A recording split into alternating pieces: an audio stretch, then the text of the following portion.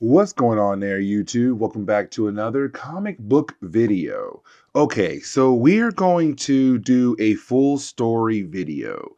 A full story video is when I sit down and take a bunch of videos that tell one overarching story and combine them together into one big video. Now, today's full story video is going to be a tad bit different. Let me explain. You see, I kind of want to focus on Jim Lee's work on the X-Men because it was a very short period of time where him and Chris Claremont had worked together to launch the second X-Men title in 1992. You see, in 1992, we had our second X-Men book, and really the most popular book of X-Men of all time. Now, with that being said, Jim Lee was kind of just the artist at first, but once you had Chris Claremont actually leave the title behind, Jim Lee took over as the writer and also as, well, the artist as well. It was his book. And so I kind of want to focus on Jim Lee's work on the X-Men book in today's full story video.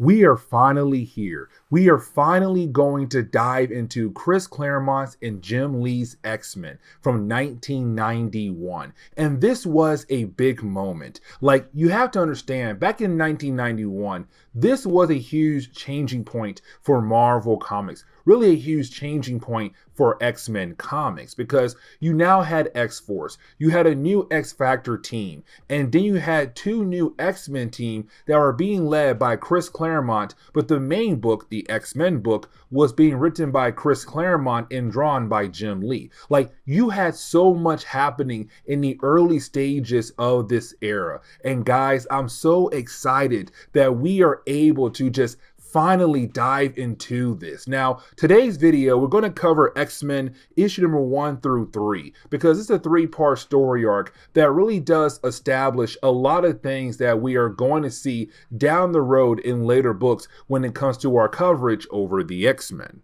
And that would be Magneto. So let me explain. When it comes to Magneto, when it came to Chris Claremont, really, he had this huge change in the character of Magneto because at first he was the X-Men's main bad guy, right? But then under Chris Claremont, we saw Magneto go through a huge change where he became an actual hero, an actual teacher. You see, when Charles Xavier stepped down as the headmaster of the school, Magneto took over. And matter of fact, he was the leader of the X-Men, the main teacher for the New Mutants. But then after a while, we saw him go back to his old ways, but not completely. So by this point in our coverage over the X-Men, this is a guy who's just tired of the human race because he had tried so hard to make things better for mutant kind. He tried it his ways. That did not work. He even tried it Charles Xavier's ways. And of course,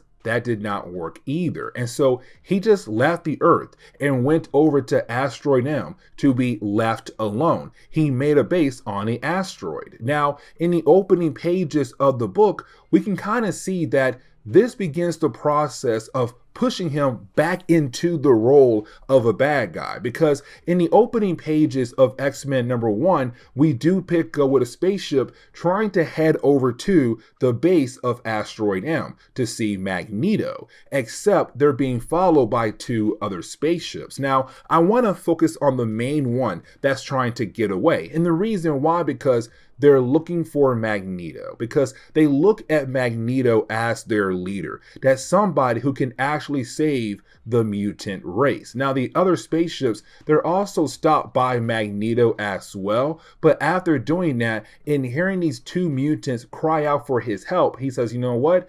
I'm going to take all 3 spaceships over to my asteroid and see if we are able to sit down and figure out what exactly is going on. But like I said, this begins the whole idea of Magneto going back into his role as the super villain. But now we have to jump over to the Soviet Union. And this is really important because there is a long history with the Soviet Union and Magneto. But that history is going to be brought up in later chapters in today's video. But we do see the Soviet Union freaking out. And the reason why, because Asteroid M floats right above their country. Like, yes, it's in space, but it's floating right above their country.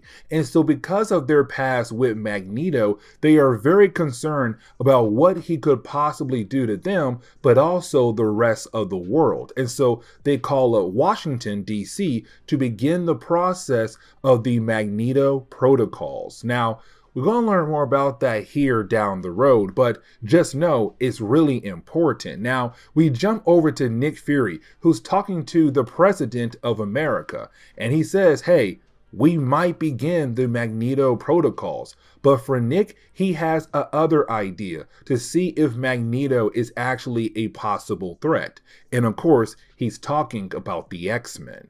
And so this begins the idea of having the X-Men going up against Magneto, but we're also going to see the X-Men split up into two different teams. Because around this point in time in Marvel Comics, you had a good chunk of X titles out there. You had Excalibur, you had X-Factor, you had X-Force, you had Wolverine. But when it came to the Uncanny X-Men, well, when X-Factor, the original X-Factor, had rejoined the X-Men, you now had 14 characters. And really, that was enough to have two different teams to go out there on different kind of missions and to handle things at separate times. And so this book right here kind of kicks off the idea of having X-Men Gold and X-Men Blue. So when it comes to X-Men Gold, that will be Storm's team. And Storm's team is going to be taking place in Uncanny X-Men. And yes, we're still going to continue our coverage over Uncanny X-Men as well. Now, the ones going to join Storm team is going to be Jean Grey, Archangel, Colossus, and Iceman. Now, for Blue team, which is Cyclops team,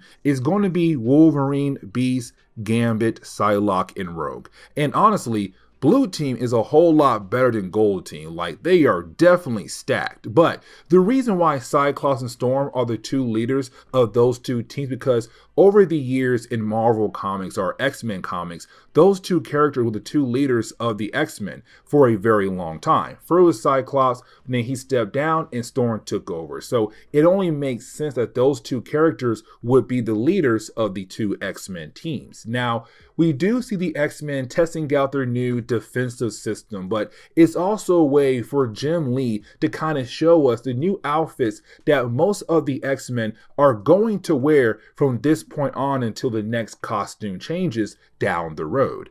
But later on, we see that Nick Fury had called up the X-Men. Now, this is Nick expressing the idea the Soviet Union is very worried about Magneto having his spaceship, or his asteroid M, right over their country. Now, you have Nick say, listen, they're not going to do anything at all, but they're getting very close to just pulling the trigger. But for the X-Men, they're kind of wondering, why in the world are they so afraid of Magneto? Or why are they trying to go after him for? Like, yes, there is a long history between the two parties, but Magneto hasn't done anything at all. The three spaceships that flew towards his asteroid, yes, they were destroyed, but all the people on those spaceships have survived. They're currently being kept on his asteroid at the moment. And so for the X-Men, they're kind of wondering what to do here, because one, Magneto is being peaceful, but two, he used to be an ally. Remember, like I said, he was the headmaster of the school. He was also the leader of the X-Men. Only recently, he has stepped away from both of those roles. And so for our heroes, they're kind of like, we need time to think about this. But getting back over to the process of seeing Magneto slowly turning into a bad guy, we jump over back to his asteroid M. Now, like I said earlier, he was able to take all the people who were in those three different spaceships over to his asteroid. Now, we do have two different crews. The ones in yellows are mutants who are trying to get away from the human race to find Magneto, to find their leader. And that would be Fabian Cortez Anna Marie Cortez, and I forgot the third person's name. But for Fabian and also Anna Marie, they're going to be very important for this book, especially Fabian. Now, the Green Crew, they work for S.H.I.E.L.D., but they are just regular humans. And so they're very upset with Fabian and his crew because, one, they followed the crew all the way out into space, but two, those 3 spaceships got destroyed and now they're stuck on Asteroid M. And so you do have both crews fight against each other. Now, Magneto did put a barrier around this room to cancel out everyone's powers to make sure nobody actually gets hurt. Except when Magneto walks into the room, Anna Marie actually does get hurt by one of the humans. And this moment right here is really the starting point of Magneto saying, okay, you know what? Forget you humans. Like, you just attacked a mutant who was just trying to get away from you. Like, you brought her down. Even though you're telling me that you work for law enforcement, what right do you have to kill somebody who was not actually attacking you? And so for Fabian, this is also his moment because he's now telling Magneto, hey, listen, man, right now, back down on Earth, they are gathering up together, teaming up, all these different countries, getting ready to attack you, coming after you. And right now, with what you did earlier by destroying all their spaceships, they took that as a statement of war. And so now you need to give them a bigger statement to tell them that you are somebody to not mess with. And so you then have X-Men realize that Magneto is now coming down to Earth. And so you have Charles say, okay, blue team, you gotta go. And that would be Cyclops team. And so they take the Blackbird and they begin to fly over to where Magneto is at. And this begins us sitting down and discussing the long history between Magneto and also the Soviet Union. You see, when it comes to the Soviet Union, a long time ago, they tried to attack Magneto. And it was a time where Magneto was trying to get rid of all nuclear weapons across the world. And unfortunately, the Soviet Union kind of took that as a possible threat down the road and tried to take him down with nuclear missiles. Now, they were going to use a submarine that was holding some nuclear missiles and fire them at Magneto. But Magneto found the submarine and sent it to the bottom of the ocean, killing off every single person inside that submarine. But right now in the present day, he's bringing that same one right back up again. And the reason why? Because all the nuclear missiles inside that submarine can still be used if Magneto wants to. But right now, he's going to use them as a self-defense against people who might try to attack his asteroid. He said, hey, I'm not going to use it right now, but if you try anything, I will send one of these things down from my asteroid to your country. Now, while he's trying to leave, he is confronted by the X-Men. And this is really important because it really shows that the X-Men are not trying to reason with the man, trying to listen to the man. You see, as soon as they see him, they're trying to attack him because they already believe that Magneto has slipped up, that Magneto has gone back to his old ways again. Now, the only person who's really trying to talk to Magneto is Rogue. And honestly, this is a callback to some of the early days of Chris Claremont's run on the X-Men, where you basically had him establish that Rogue and Magneto had some kind of feelings for each other. And honestly, those feelings are still there. And so she's the only person trying to talk to Magneto, to reason with Magneto. But while trying to have this conversation with him, well, you had the Soviet Union try to attack Magneto, but Rogue was in the way. And so, well, she gets hurt by their attack. Now, for Magneto, that is another example that mutants will never be free, that mutants will always be a target for the human race. And so he does use one of the nuclear missiles in the upper atmosphere. And so honestly, the ground level is not seriously damaged, but he did release nuclear radiation in the sky now. But you do have Magneto retreat back to his asteroid to get away from everyone else. Now, Magneto did get hurt from his battle against the X-Men, but also because the nuke that he used. And so once he does get back to the asteroid, you do have Fabian Cortez use his powers to heal up Magneto, which is only one of his many abilities that he actually has. You see,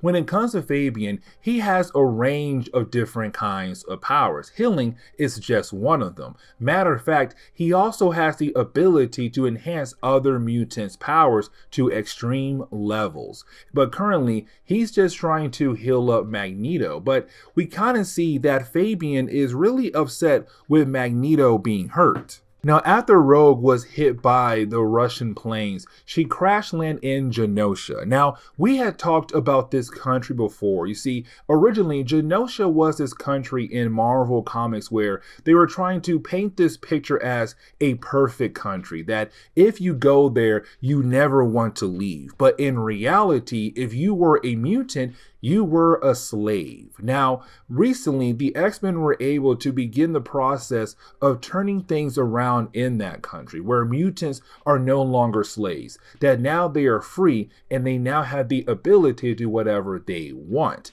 Except Rogue had crash land after her conversation with Magneto, but being attacked by the Russian planes. Except when she wakes up, they tell her right now Genosha is being attacked by a group of superpower beings. And we kind of find out that it is the Acolytes. Now, this gives us our first appearance of this group. A group of characters that are going to be Magneto's followers, but also his strike team as well. Now, the reason why they are here is for two different things. First, it's Rogue. They want to see if Rogue is going to join their side, be next to Magneto, and begin the process of changing things. But also, they came here to attack Genosha because this country, like I said before, was a country full of slaves, mutants who were slaves and being forced to do things for the human race. And so they believe this country should pay for all their past crimes, even though this is a country that's going through a huge change. Now, you have Rogue trying her best to stop them, but you know, there's too many of them. But luckily for her, the X-Men do arrive, and we do get a lot of great pages drawn by Jim Lee when it comes to our heroes fighting against the Acolytes. Now, we're also getting a small tease of the idea that there might be some kind of connection between Wolverine and also Fabian Cortez, but only a small tease, and that is really it. Now, something else I should mention is that some of the Acolytes are actually just regular humans who are being controlled by Fabian's sister Anna Marie to kind of help fill the team out. And so you have our heroes wondering, why in the world are these regular humans helping out this mutant group to attack a supposed mutant-hating nation? Either way, you have our heroes go up against the Acolytes, but then Magneto arrives. Now, the last page of the book is where you have Magneto appear. And when he does, he tells everyone to just stop. And everyone does in their tracks. And he says, listen, I'm going to tell you guys right now that these people are under my watch. I will take full responsibility for their actions today. He even says it was not him who has sent the Acolytes down to Earth to attack Genosha. They came here on their own. But I want to say that any punishment that you guys believe they deserve will not be happening at all. Only I, Magneto, can give them the punishment that they actually deserve. Because again, I will take full on responsibility for their actions. And also, they came from Asteroid M. And this is where he said Asteroid M is going to be a safe haven for all mutants around the world. If mutants around the world want to come there, they can. And they will be protected by me from the human race. Even the X-Men and Charles Xavier are welcome. And just like that, Magneto has kind of slipped back into the role of a bad guy, but again, not completely, because this is a man who just wants to protect his people. And so, as we dive into X-Men number 2, we kind of see the X-Men continuing to argue with Magneto. Now, this argument is really more the idea of saying, listen, your acolytes have to pay for what they have done to Genosha, to the innocent lives lost in this country. But for Magneto, he's kind of like, why should he? Or why should they? I'm sorry. Because for Magneto, he's like, Genosha had many years of slavery, so many years of slavery on the mutant race. And so what my acolytes did may seem wrong, but for me, it was the right punishment to give to this country. Now, you have Genosha begin to attack back with their magistrate. And so you have Magneto try to defend himself, but to also take down the magistrate as well. Now, you have the X-Men fighting against the acolytes, but I want to focus on Fabian Cortez going up against Psylocke because, like I said earlier, Fabian has the ability to enhance people's powers to extreme levels. And so when he is able to touch Psylocke, he is able to take her powers to extreme levels, where she is now able to read all the minds on the entire island, in the entire country. And for Psylocke, she's not a powerful psychic like Jean Grey or Charles Xavier, but she's still up there. But also, this is just too much for her to handle on her own.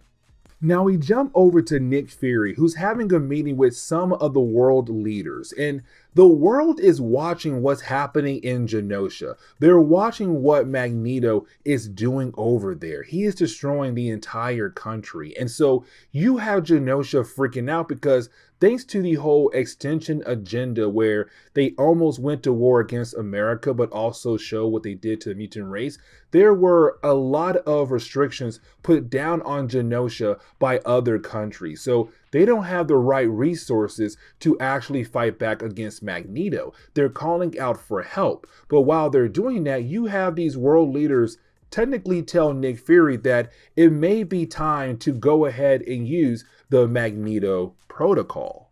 I want to shift our focus back on Psylocke because, like I said, she's hearing all the minds of every single person in this country. And right now, there is a lot of hatred towards the mutant race. Now, Beast is able to get some of the crowd away from her. And you have Fabian very excited in what he was actually able to do to Psylocke. But then you have Gambit being able to knock him out. Now, for Magneto, enough is enough. He hates the idea of seeing the mutant race fighting against each other, the acolytes and him fighting against the X-Men. To him, the mutant race should be coming together and going after the human race, or going after their enemies. But as we go back to the base of the X-Men, we see Charles Xavier, Banshee, and Forge just watching and seeing what is happening over in Genosha. And for Forge and Banshee and Charles Xavier, they do know that some of the countries are actually talking about using the Magneto protocols. But the problem is Forge has no idea what those actually are. Now, for Charles Xavier, he's kind of wondering where Moira McTaggart is at, because at this point in time, her and Banshee and Forge were staying with the X-Men. And so you have Banshee say, hey, I don't know. She's not in the secure area of the school, so I should go find her. But you have Charles say, no, I'll go find her because I need to talk to her. Now, for Banshee and Forge, they're kind of worried of Charles Xavier leaving the secured area, but he wants to talk to Moira McTaggart. But getting back over to the battle with the X-Men, they're still battling against Magneto. Now, while battling against Magneto, we cannot forget that Psylocke had her powers enhanced. And so with her powers now being brought up to an all-new high of level, she was able to use her psychic knife on the mind of Magneto. Now, Magneto is a well-trained mutant. He knows how to protect his mind from different kinds of psychic attacks.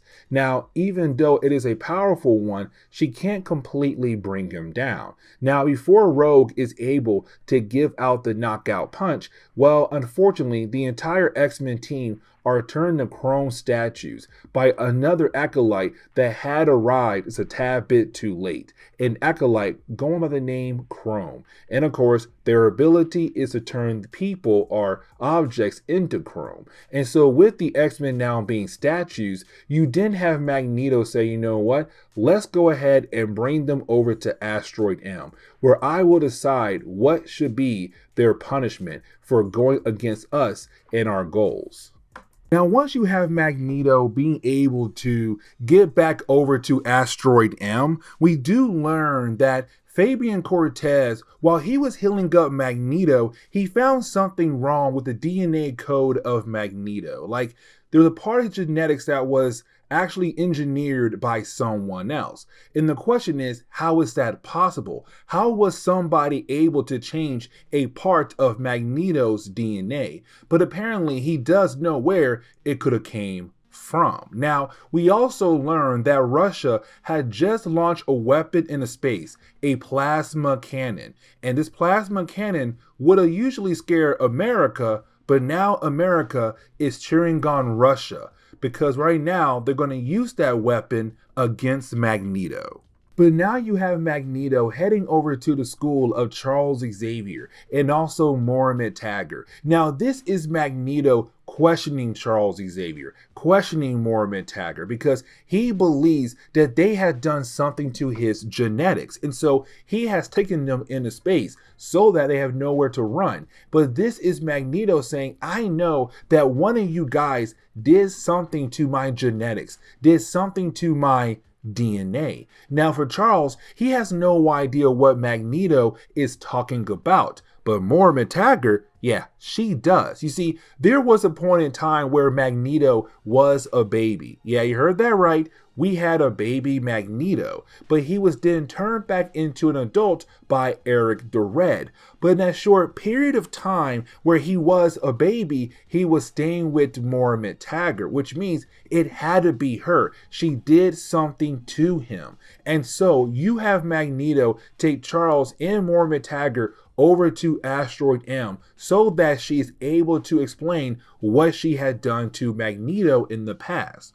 You see, we do learn that when Moira Taggart had Magneto when he was a baby, she kind of realized that there was something wrong with his nervous system. And so she felt like if she was able to alter it or fix it, then most likely when he would grow up, he would not become a villain once again. Now, as we all know, when it came to Eric the Red, he was able to age up Magneto back into an adult. But as we saw over time, Magneto began to become a good guy, a leader of the X-Men, a teacher for the New Mutants. And so you had Moira Taggart believe at first that what she did actually worked. But the only reason why she did that to Magneto because she was hoping to find a way to save her son. Now for Magneto, he now feels like all the moves he made over a short period of time in X-Men comics were no longer his own moves. That technically they were the moves of Moira Taggart because she changed him, she altered him. And so because of that, he said, listen, you are now going to work for me. You're going to help me make the X-Men follow my commands, follow my orders, and you better not tell me no, because if you try to tell me no, I will kill you. And so unfortunately, Moira Taggart has no choice but to go ahead and help out Magneto to make Cyclops' team follow his commands. But then we get a small glimpse of Omega Red, and this is really big because you have the general of the Soviet Union handing over this container that contains Omega Red, a character we're going to see in our next X-Men video. But while you have him handing over this container, we see him handing it over to Matsuo. Now, Matsuo is actually a member of the Hand, a ninja organization. And by this point in Marvel Comics, he's one of their higher up leaders. But apparently, he wanted Omega Red for some unknown reason. And now he has it. He tells his guys to go ahead and kill off the general as he leaves with the container containing Omega Red. But now we have to jump over to the gold team. Now the gold team, they're running a simulation trying to figure out how are they going to save the blue team and Charles Xavier. But while they are doing that, they didn't get a message from Nick Fury. Now this is Nick saying, hey guys, I want to tell you that the Soviet Union had launched a weapon that's basically a plasma cannon, and it has the ability to punch a hole into a planet. They plan on using that cannon on Magneto's Asteroid M, which means if it does hit the asteroid, everyone on that Asteroid M base is going to die, including the blue team and Charles Xavier. So now the gold team has to hurry up and find a way to save their friends before Asteroid M gets blown out of space. And so getting into the third chapter for today's video, we do see, well, the X-Men heading over to Asteroid M. Now this is the gold team, and they're in a spaceship that's trying to not be detected by Magneto or any of his defenses at all. But we can see our heroes are kind of wondering, how in the world are they going to be able to pull something off like this? But the thing is, they have to at least try to save their teammates, to save Charles Xavier. But while they're doing that, back on the ground, you have Nick Fury talking to the different leaders who are involved with the whole Magneto protocol. And this is Nick kind of wondering, what in the world are you guys doing? Like, think about this. What if your plasma cannon does not actually destroy the asteroid? What if the asteroid just get pushed right into the Earth and then bang, you would cause severe damage to our planet? But for these leaders, they're kind of like, hey, we have to take a chance here. We have to try and see if we are able to wipe out Magneto's asteroid. Almost said aircraft there.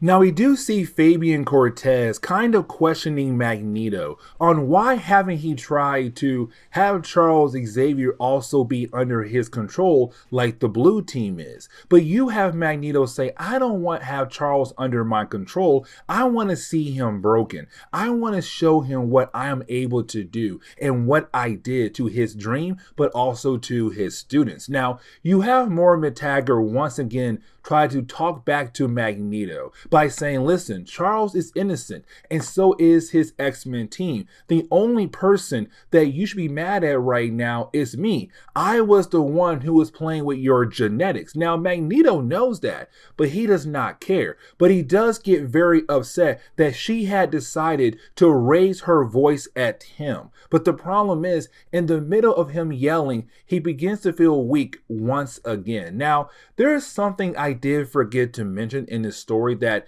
every once in a while Magneto needs Fabian to heal him up. But the problem is Fabian is not properly healing Magneto. Like, yes, he is, but he's also doing harm to Magneto's body as well. And he's doing it on purpose. Now, the reason why is not told to us until the very end of this book. But for Moira McTaggart, she realized that Fabian is helping Magneto, but also hurting Magneto. But now we are able to pick up with the blue team. Now, when we do, we see the blue team is completely under the control of Magneto, thanks to Moira McTaggart. And so you have the blue team just kind of hanging out. But we can also see that different members of the team are beginning to remember their past lives, but it's kind of hard for them to remember completely. And really, our first example is Rogue, who's kind of like, wait a second, something is wrong here. Now, you have the other team, the gold team for X-Men,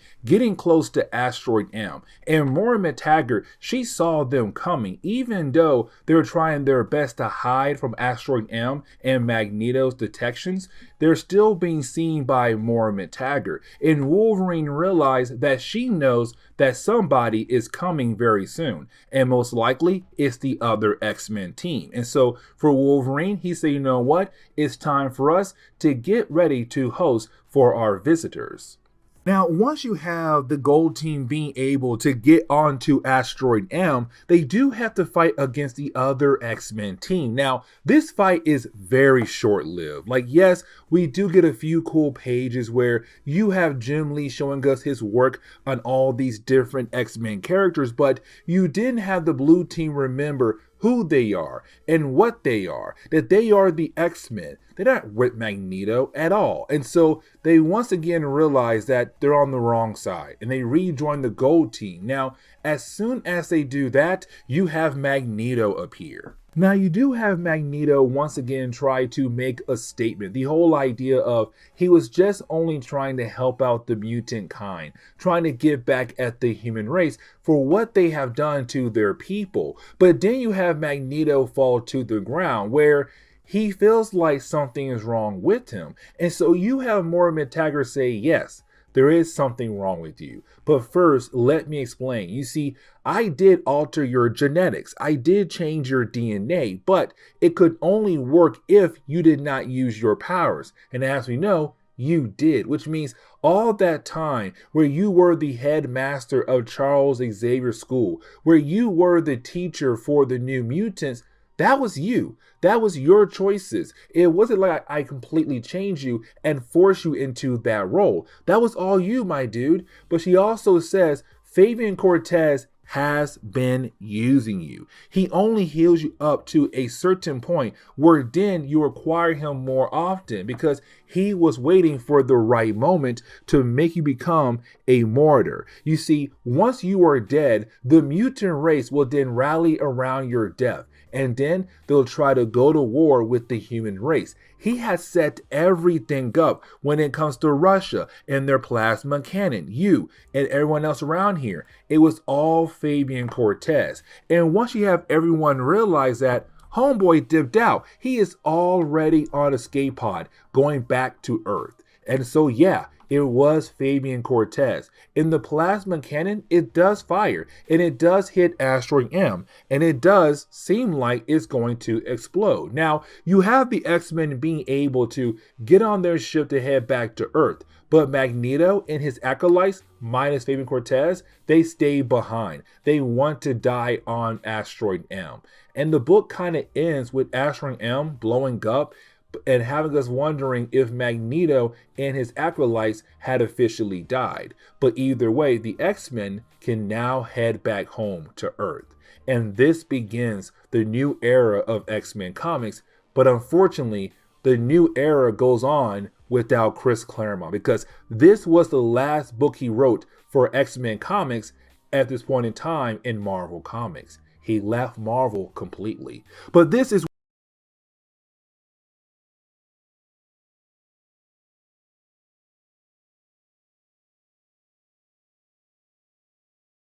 okay, so getting back into our coverage over the X-Men, we have reached a point where Chris Claremont had officially left the company behind. I mean, the man left in 1991. And really, that was a big year for Marvel Comics because around that time, they had 6 different X titles. You had 5 different X teams: Excalibur, X-Factor, X-Force, X-Men, Uncanny X-Men, and then you had Wolverine, his solo series. That was 6 different X titles coming out in 1991. And for Chris, he didn't care. He dipped out. And so it came down to Marvel saying, you know what?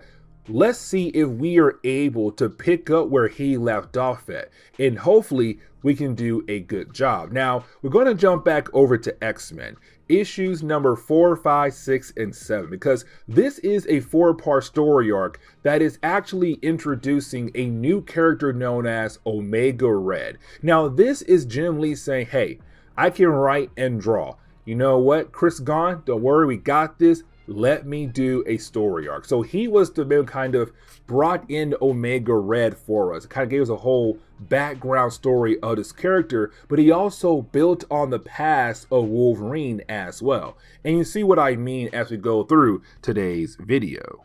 And so getting into X-Men issue number 4, we do pick up with a small island. Now really, this small island is actually a base for the Hand. Now we had talked about the Hand before in our other videos. The Hand is a not small, they're a very big ninja organization, but they usually go out of their way to worship a demon known as the Beast. Now for the Hand, there were many different factions in the actual organization, and each faction is being led by a certain kind of leader, and usually that leader has their own kind of goals they're trying to reach. And so getting over to this small island that does belong to the Hand, this is only a faction of the Hand, and they're being led by a character known as Masuo, and I really hope I pronounced that first name correctly. Now Masuo, we've seen him before, and really he is the reason why Psylocke is no longer in her original body. He was the reason why she was now placed in an Asian woman body. But for Masuo, we see him doing some kind of ritual where he is sacrificing 20 people to bring back a certain character. And that certain character is Omega Red. And this is Masuo telling Omega Red, like, hey, I brought you back to life to get something we both need. And I feel like you want revenge on the person who may know where that item could possibly be. And as soon as Masuo says that, Omega Red knows who he is talking about: Wolverine. But now we are able to jump over to the school of Charles Xavier. Now, for me, I kind of like this section a lot because we get the chance to see the X-Men have some downtime. I mean, when it came to Chris Claremont, he did this as well. Matter of fact, there was a book we covered where you had Storm and the girls kind of have a girls' night. So the X-Men usually get a book or two where they are able to have some kind of downtime. So we do see Rogue and Wolverine going up against Gambit and Jubilee in a game of basketball. Now, the problem is they're not supposed to use their powers, but Gambit is just too good in the game of basketball to the point where he ticks off Rogue and she begins to use her powers to kind of help them win the game of basketball. And so for Gambit, he's all like, well, if you are going to use your powers, then I'm gonna use my powers as well. And so we see Gambit begin to charge up the ball with his powers, which means that ball is going to explode very soon. Now, while you have the X-Men outside playing basketball, inside we do see that Moira McTaggart is having a nightmare. Now, this nightmare is a callback to our last video. You see, in our last video, we had learned that when Magneto was a baby, Moira McTaggart was left in charge to raise the young man. Except while doing that, she altered his DNA to make sure when he grows up, he'll become a good guy rather than a bad guy. Now, here's the catch though. You see, you did have a character known as Eric the Red appear. And when it came to Eric, he was able to age up Magneto back into his prime years. But shortly after, we begin to see Magneto become an actual good person. You see, when Charles went to space, he left his school behind for Magneto to take over. And you also have Magneto become the leader of the X-Men. And he taught the New Mutants for a short period of time. And so in that time period for Marvel Comics, it really did seem like Magneto was actually a good person. Now, shortly after that, he did go back into the role of a bad guy. But then he learned that his DNA was altered by Moira McTaggart. Now, her actual plan did not really work out. You see, she tells us that if it did work out, he would not been able to use his powers, but he had been using his powers, which means that the entire time that he was out there being a good guy, it was his choice.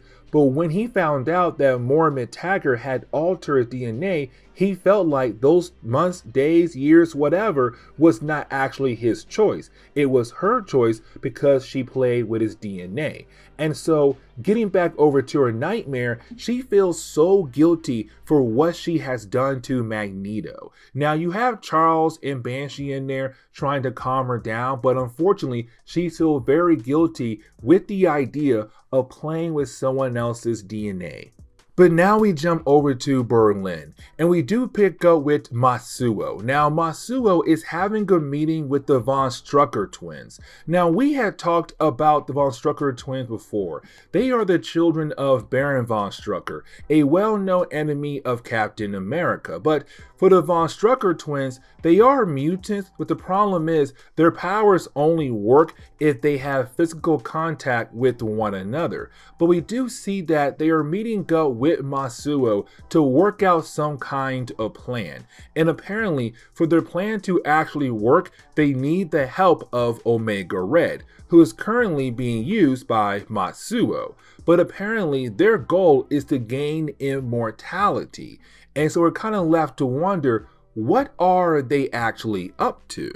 Now, we do get a page where we see Gambit trying to get with Rogue. And for me personally, this was the starting point of where you had the idea of Gambit and Rogue possibly getting together. Now, we already see Rogue telling Gambit no, because as we all know, at this point in time, no one was truly able to touch her skin without some negative effects happening to them. And so she does push Gambit off of her and she flies away. But for Gambit, he likes the idea of a challenge, a woman he does care for, but also can't touch.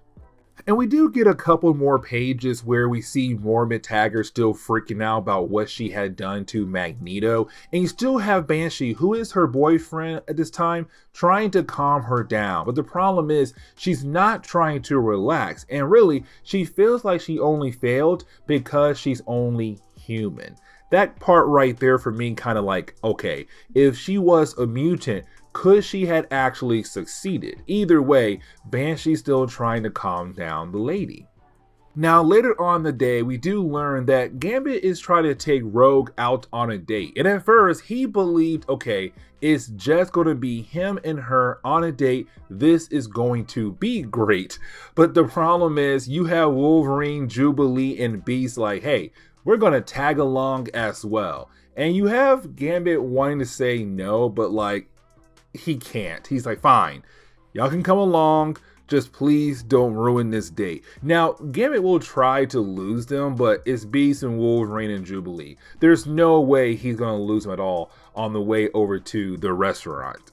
But while you have everybody leaving, we do see that Moira McTaggart had decided to lead the school of Charles Xavier. She wants to be left alone. Now, Banshee, he wants her to stay behind, stay with him and Charles and the rest of the X-Men because this man truly loves her. But unfortunately, she's all like, I can't, I gotta leave. And so we see her get in a cab. And so at the same time you have the X-Men going out on their fun night at the restaurant, she's also leaving in a cab as well.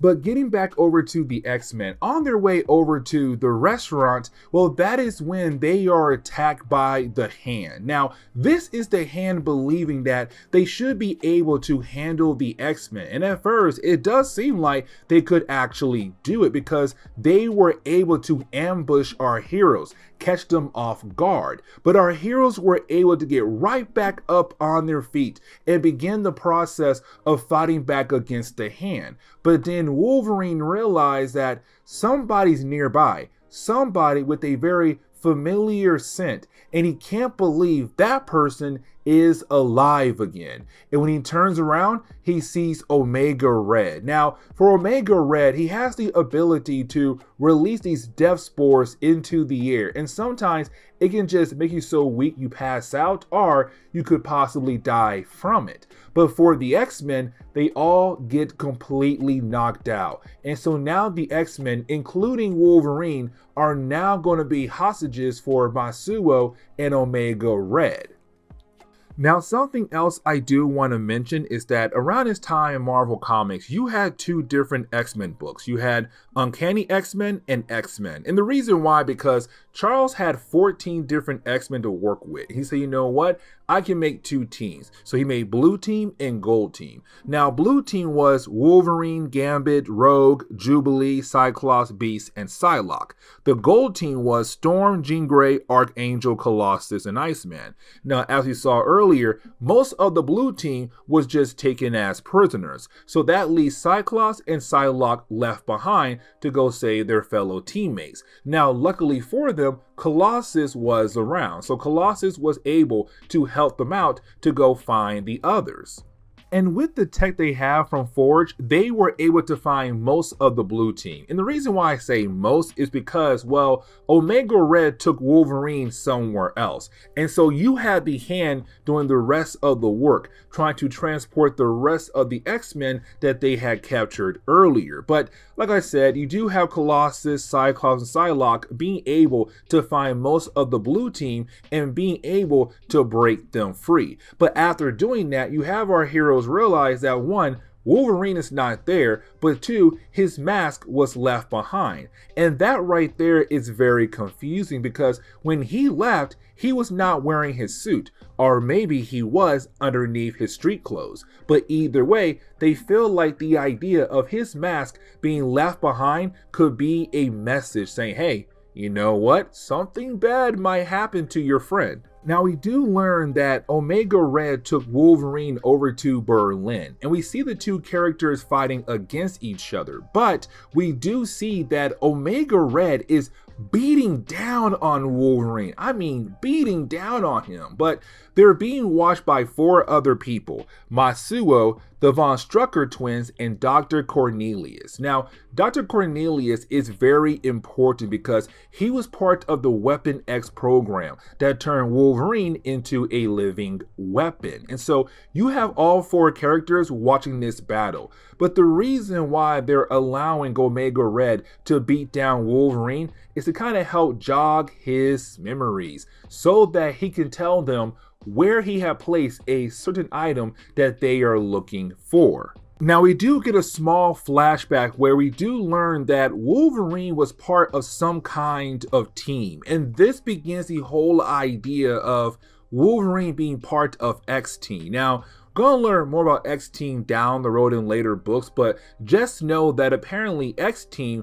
was Wolverine and Sabretooth. There was somebody else, but I'm gonna save that for a tad bit later. Now, with that flashback, it's very short, but it tells us like, hey, Wolverine and Sabretooth were partners on this team called X-Team. But then we see Omega Red drag Wolverine back in the present day into a different room where you do have our bad guys here basically hook Wolverine up to some device where they're going to torture him. And the reason why, because they want this certain item, and it's very special for Omega Red, but for everybody else. And it's called the Carbonadium Synchronizer. They need this item to help with their master plan. But apparently Wolverine is the only person who knows where it could actually be at.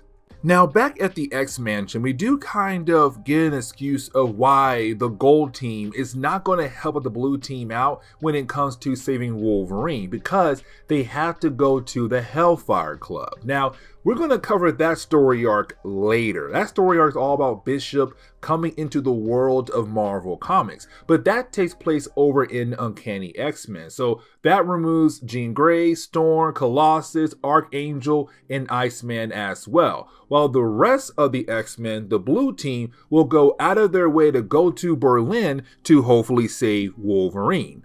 Now, a day later, we do see Omega Red transporting Wolverine into a different part of the Berlin facility. But while doing that, we see that our 2 characters are being watched by somebody else. Now, that character, his name is Maverick, and he is going to be really important. This book is not just about Omega Red, it's also about Maverick as well. But you have Maverick working for somebody else, and they tell them, you have to help Wolverine. And so you have Maverick being able to turn off the lights and get Wolverine out of his restraints. Now, while you have Logan being out of it, his main goal is to get the heck out of there. He knows that he is not ready to deal with Omega Red at the moment. But while trying to get away, he does slip back into a flashback where apparently he did break into a base in Berlin, most likely this one right here, when he was part of X-Team,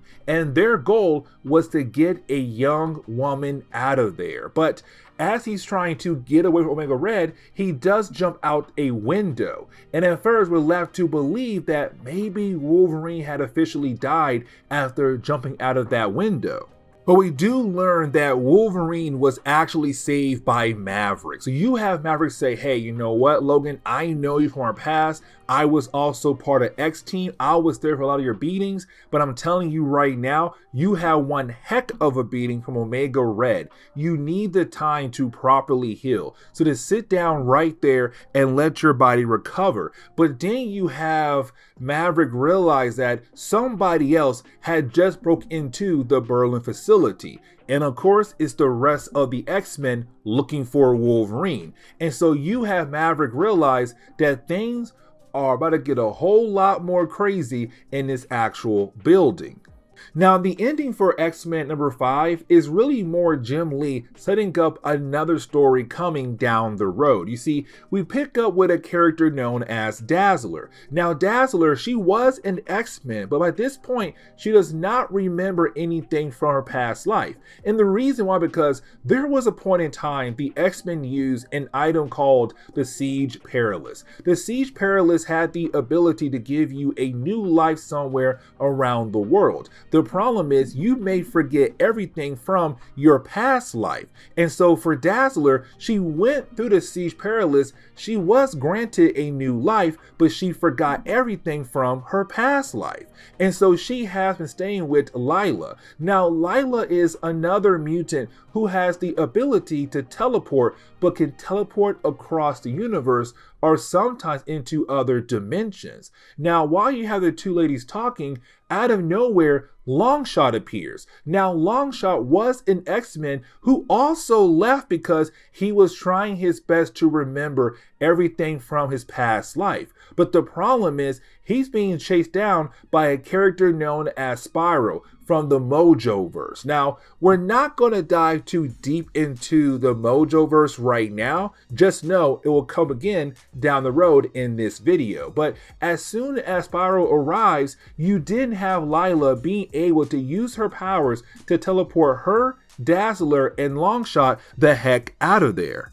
But as we get into X-Men issue number 6, we do learn that the blue team has split up into two teams. The first team is Cyclops, Beast, and also Jubilee. Now, we see them being able to take out a few members of the Hand, and so they're doing a good job at first. But then they run into Omega Red. And remember, Omega Red has those death spores, which has the ability to make someone very weak to the point where they pass out, or you might actually die from the death spores. And so you have our heroes at first being able to take down members of the Hand, but once they run into Omega Red, they are all easily taken out. So 3 of the blue team have now been captured by Omega Red. But while you have different members of the X-Men being captured by Omega Red, you have Maverick trying his best to get Wolverine back on his feet again. Now, Wolverine, his healing factor is working overtime, but it does give him the ability to kind of dive back into his past again. Another flashback. Really, it's the same one from earlier, but with more details. You see, we do learn that Wolverine was part of Team X alongside with Sabretooth and also Maverick. And they were assigned to go to Berlin and steal the Carbonadium Synchronizer from Omega Red and his people. And apparently they had a double agent inside the actual facility. Now, they were able to get to her, and the goal was to get her and the item out of there. The problem was they got cornered by Omega Red, and back then they had no idea how to stop Omega Red. And so you had Sabretooth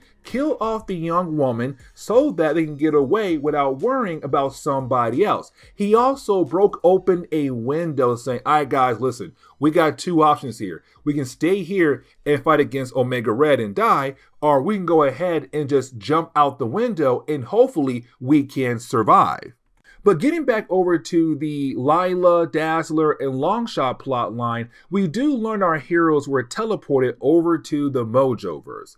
Now, the Mojoverse is a pocket dimension that's being ruled by, well, Mojo. Now, when it comes to Mojo, he's really big on live entertainment. He loves the idea of having people do all these different kind of things in front of people. The problem is, most of the people who work for him are basically slaves. And really, Longshot was a slave who was able to get away and went back to Earth. But apparently, when he got to Earth, he forgot everything about his past life. And so, with him being back here, you would think he would remember everything, but he doesn't. But he does know one thing: him, Dazzler, and also Lyla gotta get the heck out of there. And so they tried their best to get away. And luckily, they do run into a creature who tells them, if you follow me, I can most likely get you out of here safely. And they do. Now, we do learn that when it comes to Longshot, he was supposed to lead a rebellion against Mojo. But apparently, he left and the rebellion began to fall apart. But with them being back here, they believe that most likely they should be able to take down Mojo. Now, you have Longshot very confused, but his main focus is right now Dazzler, because in the past, these two characters were dating, but he left to go figure out where he came from. And so with them being back here, he's all like, this is great. I'm back with Dazzler. But let's not forget, she does not remember him because of the Siege Perilous. That was all part of her past life. But she does feel that there is some kind of connection between them, but unfortunately, she has no idea if it's real or not. But getting back over to the main story, we do see the rest of the X-Men team still able to move around. So Rogue, Gambit, and also Psylocke. But while you have those characters walking around the place, they are confronted by more members of the Hand. And you do have our heroes being able to take them down, but then they're confronted by Masuo. Now, remember guys, Masuo is the reason why Psylocke is no longer in her original body. But here's the thing, he also made her join the Hand right after doing the whole process. But he made sure to put a failsafe into her mind to allow him to control her whenever he wants to. And so at first, it does look like Gambit, Psylocke, and also Rogue would be able to take down Masuo. But then he tells her, take your friends down. And just like that, there goes Rogue. There goes Gambit. All because of Psylocke, who's now being controlled by Masuo. Now, even though most of the X-Men have been captured, you still have Wolverine as a free card to play, because when Psylocke's mind is taken over by Masuo, because of her mind connection to Wolverine, he was able to realize there's something wrong with Psylocke, and so he wakes up. When he does though, he sees Maverick. But let's not forget, Logan does not remember anything from his past. So he does not remember Maverick at all. And so right now, is Logan saying, who are you? And you better give me the right answer before I kill you. Now, we do get a small flashback that shows us that yes, Maverick, Sabretooth, and Wolverine were actually a team together, Team X, and they were CIA agents. But Wolverine left the team, it seemed like, when he saw Sabretooth kill off that young lady who was a double agent working for them. Her name was Janice. And so for Logan, he believed that they could have saved her and saved themselves against Omega Red.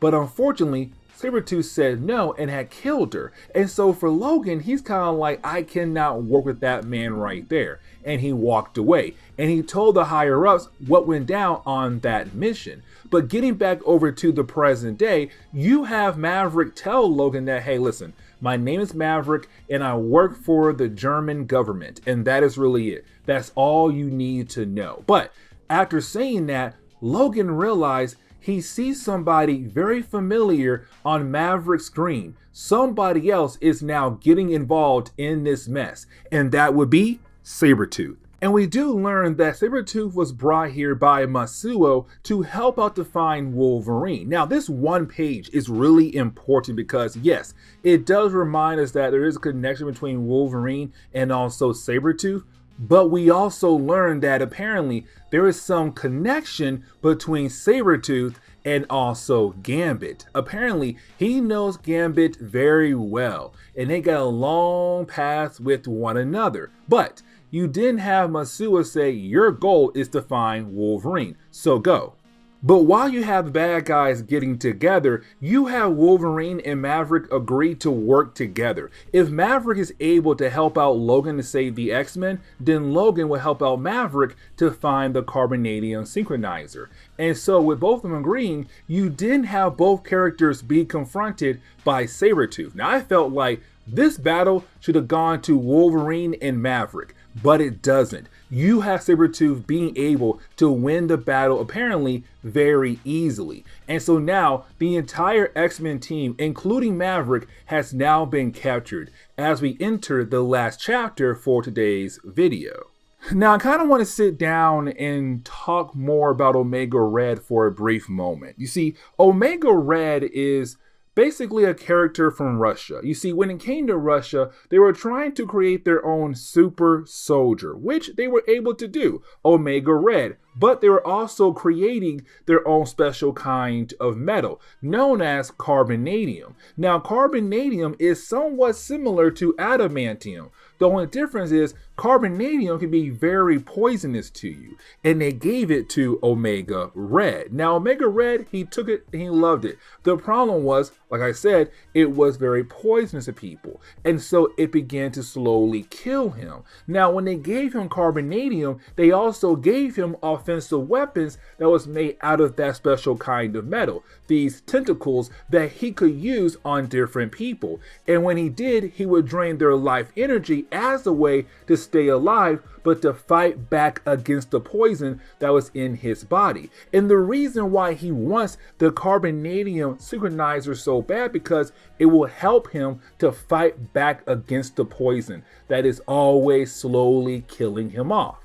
And so that is why he had teamed up with everyone else to come after Wolverine, because Logan stole it many years ago. But getting back over to the present day, we do learn that what they are trying to do with Wolverine is now go through his mind to see if he remembers where he had placed the actual carbonadium synchronizer. Now, they have the machine also hooked up to Masuo so that he is able to see what Wolverine sees in his past. And when it comes to Masuo, he does learn where Wolverine had actually placed the carbonadium synchronizer. But before we are able to learn where, that is when you have Psylocke scream. You see, we kind of find out that Psylocke was pretending this entire time. This entire time, she was not actually under Masuo's control. She was just waiting for the right time to attack. And so, right now for her, this is the most perfect time to attack. Now, to Omega Red, he feels like he should be able to take her down because, again, his death spores. But she said, hey, I made you believe earlier, really, I made you believe that your death spores actually affect me. They don't really affect me that much because of my powers. My psychic powers, they do a great job in protecting me. And so you have her being able to fight back against Omega Red. Now, getting back over to Maverick. Maverick is about to get ready to help out as well too. You see, this is all part of some crazy plan. When Wolverine and also Maverick fought against Sabretooth earlier, Psylocke was there, and they allowed themselves to get captured. But while fighting against Sabretooth, she was able to tag his mind. And so, you have Maverick being able to break free, take down the guards, but Sabretooth is currently under Psylocke's control and has no choice but to help out Maverick to fight back against Omega Red and all the other bad guys. Now, unfortunately, the plan does fall apart a tad bit because you do have Psylocke get taken out very easily by Masuo, and even though she just went one-on-one with, Omega Red, for some reason, she got taken out so easily by Masuo. But with her gone, that means she's no longer controlling the mind of Sabretooth, which means he's now allowed to attack Maverick. And really, him and Maverick were about to free the X-Men. And so at first, it does look like, okay, there goes Maverick. He is about to die. But luckily for Maverick, the X-Men were mostly free. And so they were able to get free to help him out to fight back against Sabretooth. Now, this is where we see the story begin to wrap up very quickly, because you do have Wolverine being able to break out of his restraints and being able to go toe-to-toe with Omega Red. Now, the rest of the bad guys, they still believe that right now they have the upper hand on Wolverine until you have the rest of the X-Men arrive. And so with our heroes working together, they are able to take down all the bad guys very easily. But now they have to leave the place, because right now the place is about to explode. And so you do have our heroes being able to get over to their Blackbird and fly away before the place blows up. And so our heroes were able to get all their teammates back together after a very hard-fought mission. Now, for a brief moment, we do jump back over to the Mojoverse to learn that you had Longshot, Dazzler, and also Lyla try their best to lead the rebellion against Mojo, but apparently the entire rebellion was defeated by Mojo and his forces, and Longshot is now a prisoner. Now, Dazzler, she's still free, and her goal right now is to bring some of the X-Men over to the Mojoverse to help out to fight against Mojo. Now, I want to jump back over to Logan, the whole plot line of where is the Carbonadium Synchronizer? And we do learn that it was actually buried with Janice, the double agent that Logan, Sabretooth, and Maverick were supposed to save in the past, but we saw Sabretooth kill her off so that they have the chance to survive. So after she had died, Logan buried her, but he buried her with the Carbonadium Synchronizer. Now, Masuo, he was in the mind of Logan, so he knew where he actually hid the Carbonadium Synchronizer. And so we see Masuo trying to dig up her grave to actually grab it. But you have Logan being able to come up from behind to take down Masuo. Now, it does look like Masuo might get the upper hand, but then Maverick appear. And so once you have Masuo run away, you have Logan being able to hand over the Carbonadium Synchronizer over to Maverick, who again supposedly works for the Germany government. But either way, the book kind of ends on that note, but also tells us that Logan does not completely remember Maverick just yet. But either way, this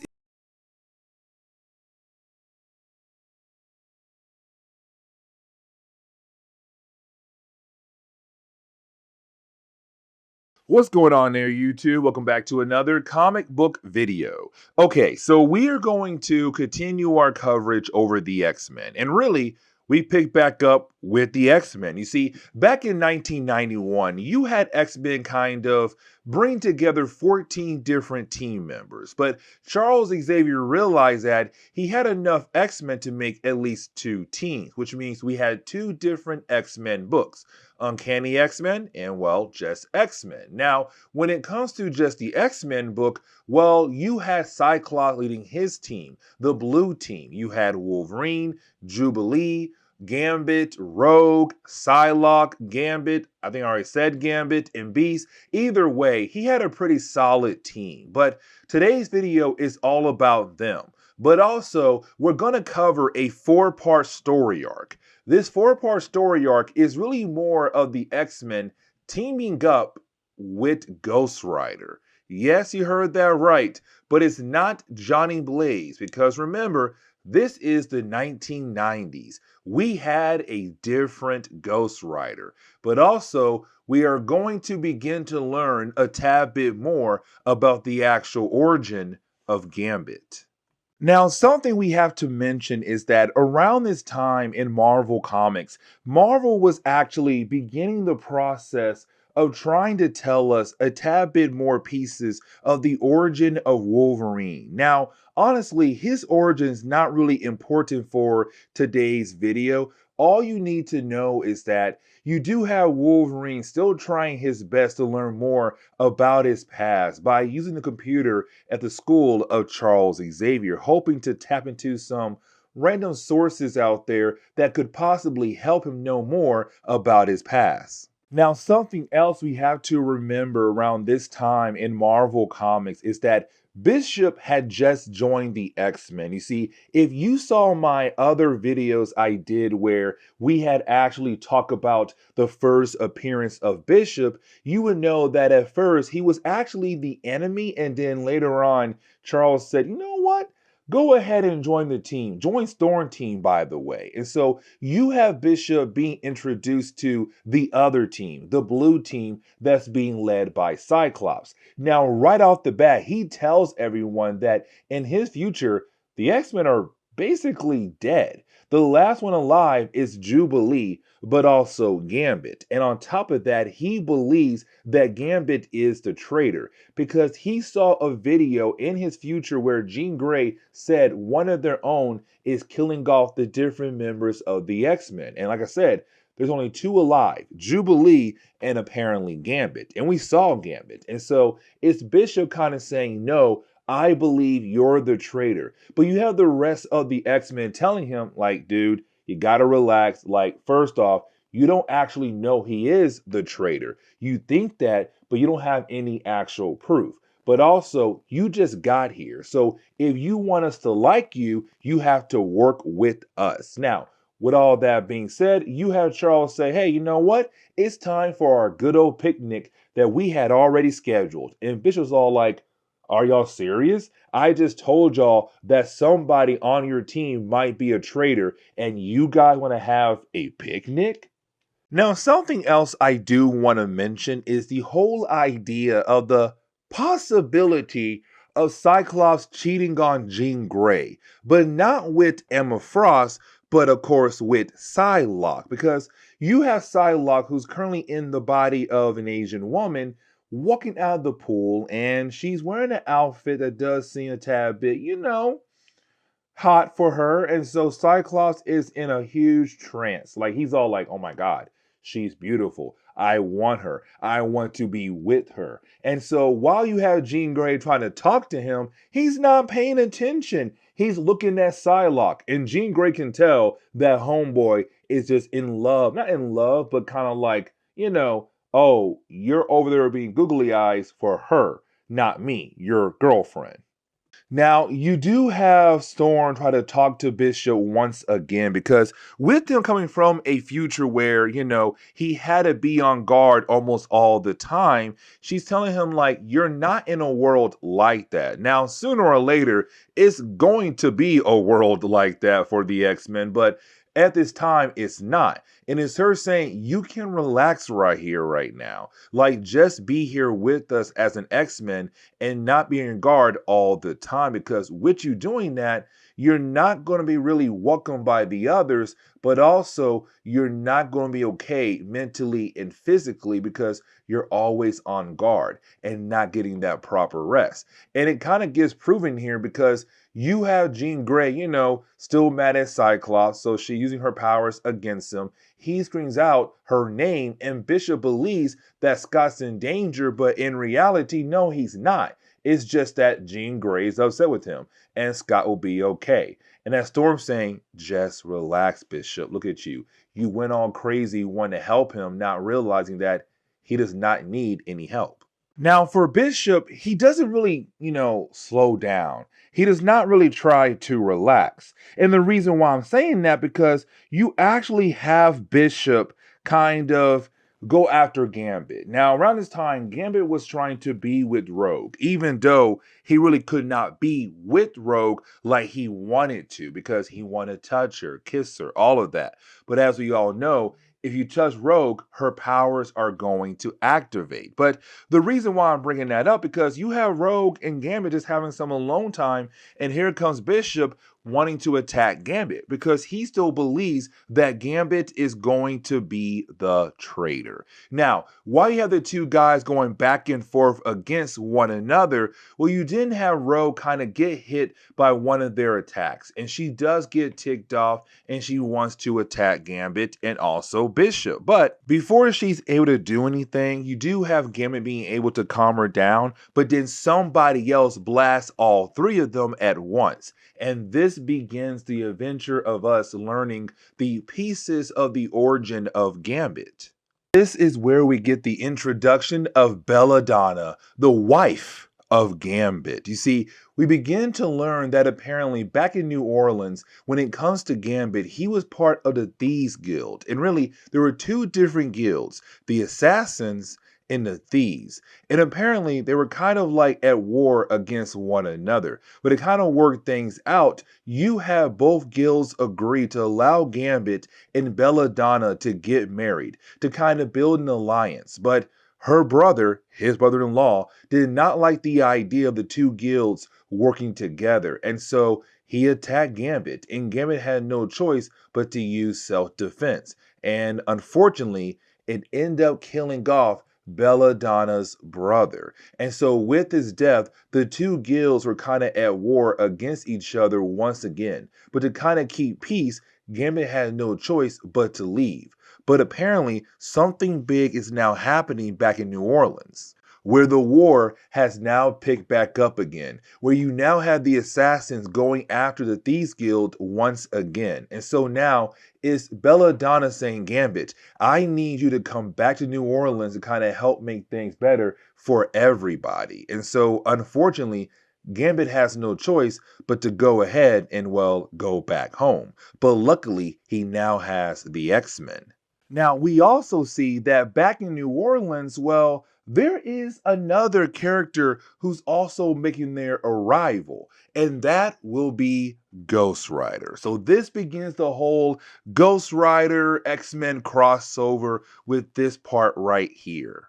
And so now we have to jump over to Ghost Rider issue number 26. Now, something I do want to say is that this is Danny Ketch. Now, something really important to understand that this Ghost Rider is bonded to a spirit of vengeance. Now, I'm not really going to sit down and dive into which one actually is that is connected to Danny Ketch, because around this time in Marvel Comics, we still had no idea. And I kind of feel like to kind of make the video be a tad bit easier to go through, I'm not going to sit down giving you a whole entire history lesson of Ghost Rider Danny Ketch when technically it's not really important at this moment. Just know that around this time, Danny was attached to a spirit of vengeance. Now, also around this time, Danny was seriously injured in their last battle. And so because of that, you had Ghost Rider come out to keep Danny alive, because there is a huge possibility if Danny comes back out, he's going to die. And so you have the spirit of vengeance just trying to keep Danny alive long enough until they are able to figure out a way to save his life when they turn back into, well, the Danny form. Now, the opening pages for issue number 26 of Ghost Rider, we actually pick up with a member of the Thieves Guild. And we kind of find out that many different members of the guild has been killed off. But the question is right now, is it one of the members of the Assassins? And really, as we dive into the opening pages of this book, we kind of get the idea that yes, one of the members of the Assassin Guild is going around killing off different members of the Thieves Guild. And really, he is able to kill off the one we're seeing right now in the opening pages. And with this one dying, his blood spills on a newspaper that, of course, lands near Ghost Rider. And for Ghost Rider, when he finds out the blood of innocent has been spilled, he's kind of like, the innocent must be revenged. And so now Ghost Rider must find the person who's going around killing off different members of the Thieves Guild who are technically innocent people. Now, we also see that the X-Men had arrived into New Orleans. Now, we also kind of find out that Rogue and Belladonna have technically flew ahead by themselves. And for Gambit, He's kind of freaking out because, well, his wife and his new lady friend are now having all those private conversations about him. Now, you do have an officer try to pull over our heroes, and, well, unfortunately, you have our heroes use all their combination of their powers to destroy his car, but to also make sure that he does not want to no longer follow them and try to arrest them. Now, getting back over to Ghost Rider, we see him arriving in the French quarters of New Orleans. And really, we see him arrive at this church. Now, by the time he gets over there, we actually pick back up once again with our mysterious member of the Assassin Guild killing off two more members of the Thieves Guild. Now, for Ghost Rider, he does not really know what's going on when it comes to the Assassin and Thieves. All he knows is that innocent people are being killed off. And when innocent blood is spilled, he has to get revenge for them. And so we see him trying his best to fight against our mysterious member of the Assassin Guild. Now, the way this story is going, you can kind of tell that there's really more to this character, and we're kind of left to wonder what or who could this actual character be. But the problem is for Ghost Rider, when he does follow the mysterious character inside a church, well, he's then surrounded by more members of the Assassin Guilds. But this gets even crazier because we kind of find out the different members of the Assassin Guild is actually, well, the Brood. Now, we have talked about the Brood before. They are an alien race that love the idea of just taking over different planets across the universe. But how they do it is very unique. You see, you basically have them plant an egg in someone's body. That egg can then hatch. When that egg hatches, the new brood inside that person will begin to take over that person's body, beginning to get rid of the original owner of the body and replacing owner with the brood. And so usually if you're somebody who has an egg inside of you, once that egg hatches, you're dead. Your body and mind are completely gone, taken over by the brood that had hatched inside of you, which means all these different members of the assassins, well, they return to broods. Now they're part of the brood army. But apparently the queen of the brood is here. And she's kind of like, hey guys, you know what? Get Ghost Rider, because if we are able to add him to our ranks, we'll be really powerful, because once the brood does take over your body, they still have access to your powers. And hey, Ghost Rider will be a great person to add to their army. And really, you have the X-Men arrive at that same location that Ghost Rider is at. At first, they're outside, and they find the two dead bodies of the Thieves Guild we saw earlier when you had Ghost Rider arrive at this location. Now, our heroes realize that they should go deeper into the church. And really, for Wolverine, he does pick up the scent of some things he kind of knows a lot about. For example, Ghost Rider, because by this point, Ghost Rider, Punisher, and Wolverine had a crossover called Heart of Darkness. And really, we had covered that crossover, but also he smells the scent of the brood. And so when they get inside the church, they realize that they are now surrounded by the brood, but also Ghost Rider has been officially brought into their army. And so, as we dive into X-Men issue number 9, the third chapter of this crossover, we pick up with the X-Men fighting against the Brood, but also fighting against Ghost Rider. Now, this battle does go on for a few pages, where you do have our heroes just trying their best to survive here. Now, as the battle goes on, the floor underneath them collapses. And of course, you have our heroes begin to fall deeper into the underground tunnels of the base of the Brood. Now, while they're falling, they're also getting separated from one another, kind of making new groups for our heroes to kind of go on their own adventures in the actual tunnels of the Brood. And it kind of gives us the opportunity to see some couples trying to reestablish their feelings for one another, like Gambit and Belladonna, because they fell away from the rest of the heroes. And with that happening, we kind of see her explaining why she's so mad with Gambit. Now, the reason why is really more because she's saying, listen, I know you left because you were exiled as a way to keep peace between the two guilds, but she felt like she should have left with him. They both should have been exiled so that they could have stayed together to keep their marriage strong. And so with him leaving, it really did hurt her because he did not even offer the chance for her to come with him. But it also shows that he does kind of regret not bringing her along. So you're kind of like, oh, wait, are these two characters going to possibly get back together?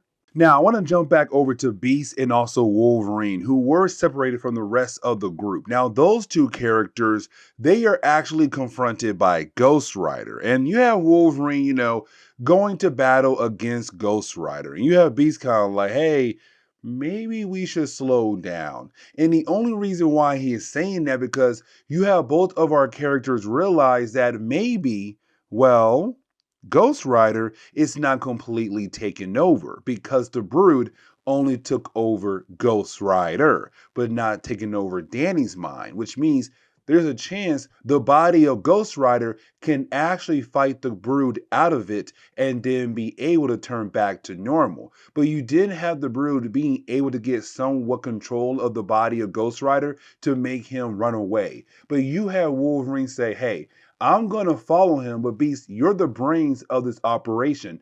Try to find a way to save Ghost Rider. And there is this weird, like, small, awkward moment where you actually have Cyclops pulling up Psylocke from a cliff, and she's kind of flirting with him, and he's trying to not flirt back, but you can tell Homeboy wants to, but also Homeboy wants to get with her as well. But you did have the two characters go find the other members, which leads us over to Rogue and Jubilee, where you have Jubilee and also Rogue being able to find all these cocoons. Now, inside of them are different people who are actual members of the Thieves and also the Assassin Guilds. And so it does seem like the Brood were keeping them for a special reason. But the question is right now, why? Now, as soon as you have Rogue and Jubilee being able to regroup with Cyclops and Psylocke, you then have more of the Brood being led by Ghost Rider trying to attack our heroes. And so you do have our heroes begin to work together.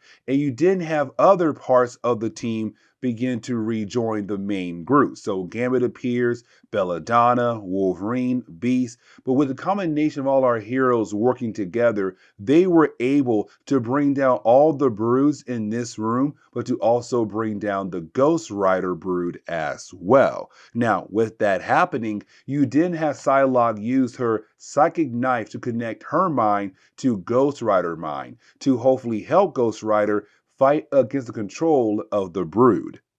And so we do see Psylocke not kind of, she does. She enters the astral plane. Now, with her doing that, she does begin to kind of cut the connection between Danny and also the Brood inside the body of Ghost Rider. Now, unfortunately, at first, she's not really able to cut that bond, but luckily for her, Belladonna is able to enter the astral plane with her.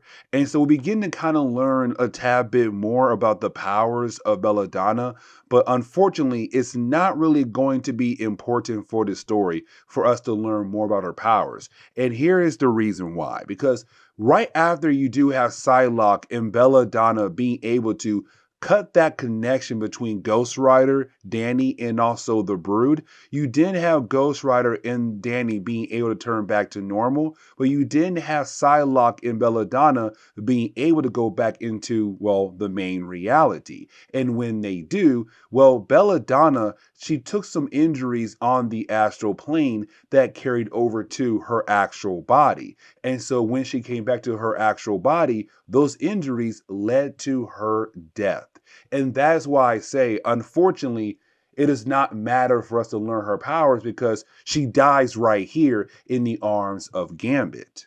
But with the connection now being broken between Ghost Rider and also the brood that was inside of him, well, now Ghost Rider is able to rejoin the side of good to help out the X-Men to go after, well, the last few survivors of the brood, but most especially the queen of the brood, who's currently here in New Orleans. And so now you have our heroes beginning to leave this area to go find her. And this leads into the final chapter of this crossover.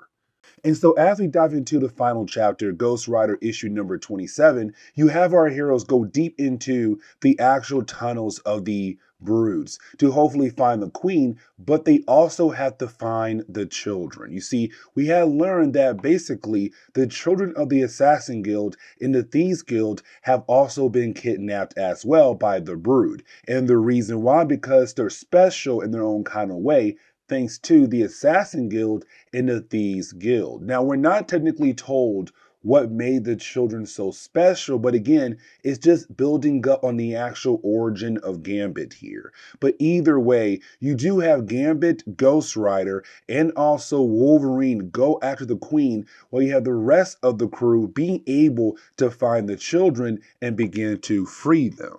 Now, for a brief moment, we have to jump over to Johnny Blaze, and here's the reason why. Because around his time in Ghost Rider, like I said earlier, Danny got seriously injured. And so, to save his life, you have the Spirit of Vengeance just staying active while you kind of have Danny locked away to keep him alive. And so, for the Spirit of Vengeance, his main goal is to find Johnny Blaze, to hopefully find a way to save the life of Danny. And so Johnny gets word that Danny, Ghost Rider, is technically in New Orleans as well. And so you have Johnny head over there to see why in the world is the Spirit of Vengeance is in New Orleans for.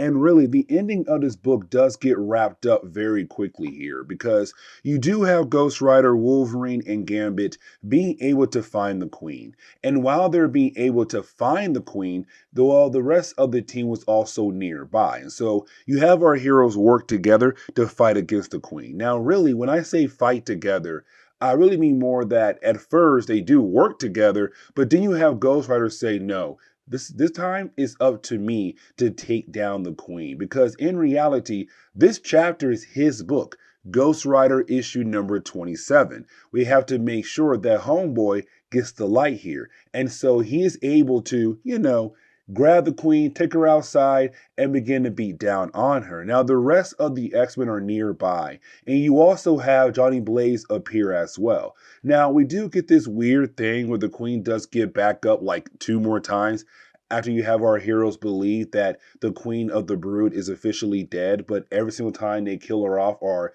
they believe they kill her off, she gets right back up. And so you have Ghost Rider and Johnny being able to work together using Hellfire to kind of put her down permanently. And you then have the rest of the X-Men use their powers to make sure that she stays down this time. But the book really ends on the X-Men kind of going back home to the X Mansion. Gambit is sad about the idea that his wife, Belladonna, is officially dead. And you have Ghost Rider and Johnny begin to work together to hopefully save the life of Danny. Now, let's not forget that there was a mysterious assassin earlier. And this assassin, we have no idea who he is. But apparently, he could be a very important character for both the X-Men and also Ghost Rider.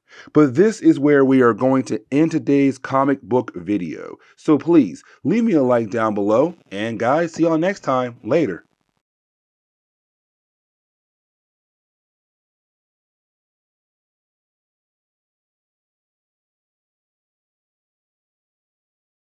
Okay, so getting back into our coverage over the X-Men, we now jump into X-Men issues number 10 and issue number 11. We're now going to cover a 2-part story arc that actually takes place back on Mojo World. And of course, it's bringing back another character that has been gone for a short period of time, and that'll be the character known as Longshot. Now, before we are able to dive into today's video, we have to recover some things that are going to be somewhat important for today's video. Like, for example, the actual origin of Longshot. Now, we don't know much about the character just yet. As a matter of fact, we are going to learn more about the character down the road when it comes to Shatterstar as well. But for Longshot, we do know that he comes from Mojo World. Now, Mojo World is a pocket dimension in the main Marvel universe. And really, in that dimension, it is completely ruled by a character known as Mojo. Now, for Mojo, when he actually took over this dimension, he wanted slaves to actually control. And so he called a guy named Arise. And he asked Arise to create a bunch of slaves, a bunch of human slaves. And one of those slaves was Longshot. Now, when it came to Arise, he also wanted to make sure the slaves had the ability to fight back against Mojo and possibly free the world from his control. And that is where Longshot comes in, because Longshot was technically created to kind of lead an army against Mojo to hopefully free the world. Now, a couple of videos ago, we had actually talked about the idea of Longshot trying to free the world that's currently being controlled by Mojo. He actually led a resistance against the army of Mojo. The problem is, well, he lost. Now, he did had a tad bit of help from two people, Lylla and also Dazzler. Now, Lylla is not really important, but Dazzler is. And here's the reason why. Because Dazzler was the woman he loved around his time in Marvel Comics. Now, at this point in time, Dazzler does not technically remember everything from her past life. And let me explain. You see, there was a moment in time where you had the X-Men actually go through an item called the Siege Perilous. Now, the Siege Perilous had the ability to give you a new life. But there was a catch. You see, you might remember everything from your previous life, or you may forget everything from your previous life. So for Dazzler, when she had walked through the Siege Perilous, she had forgotten everything from her past life. Now, over time, she had begun to remember different things, like, for example, the idea of being in love with Longshot. But she was there with him where they had tried to lead an army against Mojo's army, and they had officially failed. Now, the last thing I do want to talk about is actually Mojo himself. Now, Mojo is the actual ruler of Mojo World. But here's the catch. Mojo is really big on entertainment. And so every single time we see this character, he's always trying something new, something big as a way to turn it into a TV show to entertain his people, to get the good ratings for all his different shows. And that is going to be very important as we dive into X-Men issue number 10. And so getting into X-Men issue number 10, we actually pick up with Longshot first. Now, you have Longshot walking around the area of where the X-Mansion used to be at. And the reason why I say used to be, because it had just crashed on top of somebody. It's kind of walking around wondering, where in the world is he? Because Longshot does not completely remember everything about his past. Now, for Longshot, he's kind of wondering what in the world is going on, but he's then confronted by four members of the X-Men: Cyclops, Rogue, Wolverine, and Beast. Now, these four characters are technically not themselves. In reality, they have been changed into different versions of themselves that kind of works for Mojo and one of his new TV shows they are currently in. For example, Wolverine is a coward right now. Cyclops, he continues to doubt himself every single time. Now, for our heroes, they do tell, Longshot their master Mojo put them there. And so it kind of helps Longshot remember a tad bit of what's happening at the moment. That he was an X-Men. That these guys are the X-Men. That, matter of fact, he's on Mojo World, and now he knows he has to save them and also save himself as well. And now we jump over to, well, Mojo. And like I said earlier, when it comes to Mojo, he's really big on entertainment in his world, in his dimension. And so we learn our heroes are currently in a new kind of TV show. Now it's called Wizard of X, but the original version is called Wizard of Oz. And so it's just Mojo taking that movie and turning it into some kind of X-Men movie for entertainment for the entire world. Now we also learn that he also has Charles Xavier by his side as well. So the entire X-Men have been captured except the other team. Because remember, around this time, Marvel Comics, you had two different X-Men teams. You had Gold Team and you had Blue Team. Now, Blue Team is Cyclops Team, but Gold Team was Storm Team, and their adventures took place over in Uncanny X-Men. And so currently, they're not here at the moment. Just the Blue Team is, and also Charles Xavier. Now, we also do learn that for Mojo, he's going to use the other part of the blue team, so like Gambit, Jubilee, and also Psylocke, to fight against the rest of the blue team of Cyclops, Wolverine, Beast, and also Rogue in this new movie that he is putting together. But first, we now have to figure out how in the world did the X-Men get captured and brought over to Mojo's world. And so we jump back in time to kind of get the full details of how the X-Men were brought over to Mojo's world. So here's the thing. You see, you had Dazzler, after she lost the last battle against Mojo, she used a teleporter known as Meek to teleport back over to the main Marvel universe to find the X-Men, which she was able to do. And she informed the X-Men what happened to Longshot and Lila, who was also there with them. Now, for Dazzler, while she's telling everything to the X-Men, the teleporter she used, Meek, is actually a traitor. He's not on her side at all. Matter of fact, he works for Mojo. And so you have Meek begin to teleport the entire X-Men back over to Mojo's world. Now, as soon as they arrive there, you then have our heroes trying their best to fight against Mojo and his army. Now, this battle does go on for a good amount of pages, but really it only ends with the X-Men actually losing the battle, but also you have Dazzler kind of being stopped by Longshot, because at this point Longshot was under Mojo's control. And so when she saw Longshot, she stopped fighting and tried to break him out of Mojo's control. But the problem is Mojo's army caught up to her and began to blast her, and unfortunately she was shot out the window, falling to what seems to be her death. And so while she's gone, the rest of the X-Men have been captured, and then they were brought over to the Wizard of X show that Mojo is currently putting on.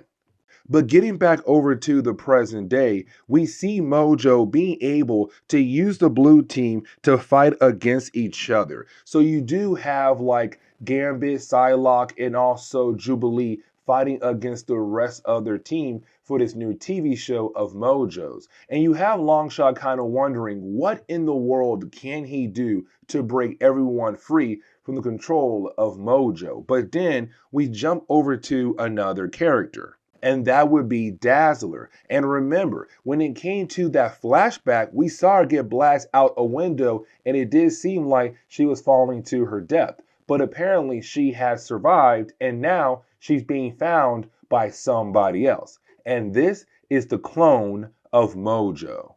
And so now we dive into X-Men issue number 11. Now, with this issue, we actually pick up with Dazzler, and we had just learned that she has survived the actual fall we saw in the last chapter. But we also see her with Mojo 2. Now, Mojo 2 is actually a clone of Mojo. But here's the catch. He wants to be the ruler of the Mojoverse, the Mojo world. But the problem is the only way to take over the entire world is that if your TV show has the highest ratings, which means that right now for Mojo 2, he's kind of hoping that Dazzler can kind of help him do a new show that will have higher ratings than the current Mojo show is currently doing.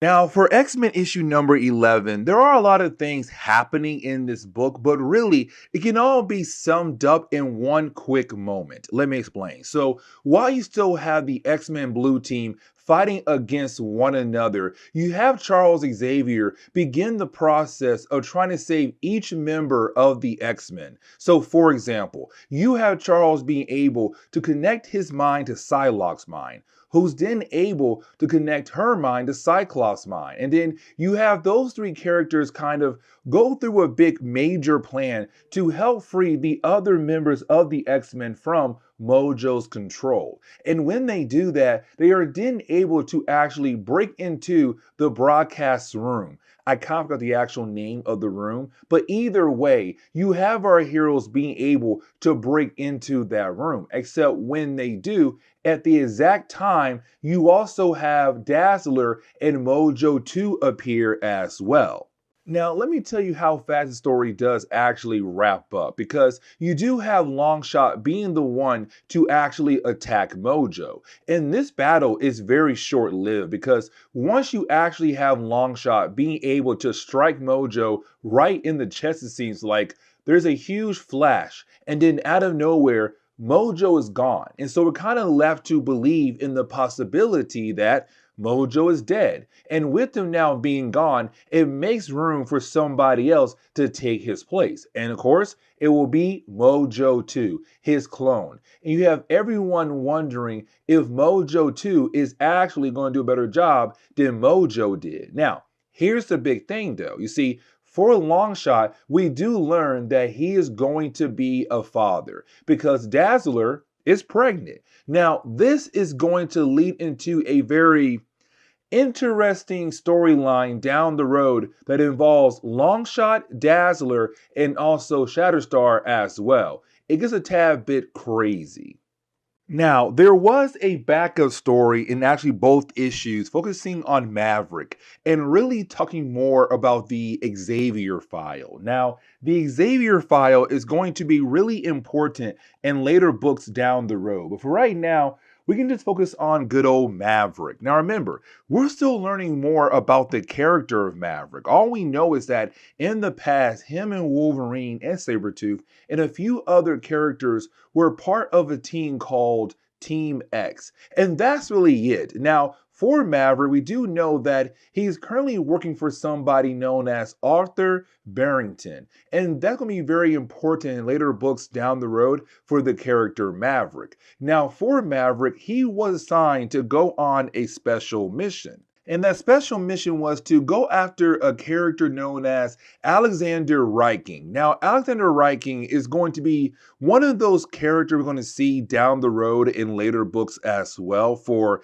a bigger story arc. But apparently, Arthur Barrington, the guy that Maverick is working for, wants Maverick to kill off this guy, but to also talk to him about how in the world did Charles Xavier was able to get his hands on the Xavier file. Now, while you have Maverick about to kill off Alexander Reiking, that is when he is saved at the last minute by a character known as Warhawk. Now, Warhawk is a character we had actually talked about in the past, but only for a very short story arc in our earlier coverage over the X-Men. He's not really a big time character, but he's been around for a very long time. You see, for Warhawk, he actually first appeared back in Marvel Premiere issue number 23 in 1975. Now, for Mitchell Turner, he was actually given a variation of the super soldier serum to save his life. It was given to him by Dr. Burstein. Now, I don't really want to talk about Dr. Burstein. I kind of want to talk more about Mitchell Turner here. Now, with the super soldier serum, it did save his life, but he was able to gain steel like skin and super strength. And honestly, he's very close to Luke Cage in many different ways. But again, I just want to focus on Mitchell here. Now, for Mitchell, over time, he became mentally unstable, and so he became an assassin used by the CIA in Vietnam. Now, over the years, other people had actually hired him for different reasons. So, for example, there was a point in our coverage over the X-Men where you had the Hellfire Club actually hire Warhawk to go after the X-Men. And that was a very good, interesting story arc there too. Now, we do learn that Alexander was actually brought here to this lab to save the life of Mitchell. And so when you have Maverick bust into the facility, well, Warhawk has no choice but to go ahead and protect Alexander from Maverick. And so the next part of the story is really more of Maverick fighting against Warhawk. Now, we do learn that Warhawk was here with Alexander to actually gain stronger metal skin. But either way, the battle does continue on where it does lead up to the moment you have Maverick being able to actually take down Warhawk. And really, he does it by causing a small explosion in the actual facility by using Warhawk. And so we're kind of left to believe that Warhawk is dead, and so is Alexander. I'm going to tell you right now, neither characters are actually dead, but we kind of do learn that Alexander has no idea how Charles Xavier was able to get his hands on the Xavier file. And really, we have no idea what the Xavier file is, but sooner or later, we are going to learn about it. But this is where we are going to end today's comic book video. So please leave me a like down below and subscribe. But guys, see y'all next time. Later.